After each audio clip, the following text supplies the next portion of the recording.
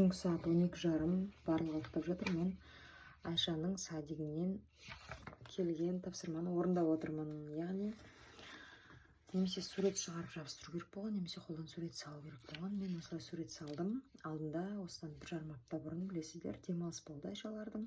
Каникулы, сол каникулда не істегенін салып жазып қою керек, және соны ертең Айша айтып береді ағылшын сабағынан. Міне, естеріңізде болса, біз кәріс отбасының үйінде қонақта болдық. Сол жерде осындай итпен ойнаған едік, естеріңізде болса. Сол итті салдым. Одан кейін Kids кафеге бардық. Кішкентайларға арналған кафеге бардық. Ол жерде ойнайтын алаңдар көп екен. Және де әртүрлі киім киіп ойнаған еді. Айша, естеріңізде болса, принцессаның киімін киген еді. Соны да салып қойдым. Және де Айшатай отбасымен бірге болғанына бақытты екенін бұл жерге жазып қойдым. Сол достар, бұл Кореядағы қазақ мамасы, бұл Кореядағы балабақшаның берілген тапсырмасы. Тіркеліп кетіңіздер.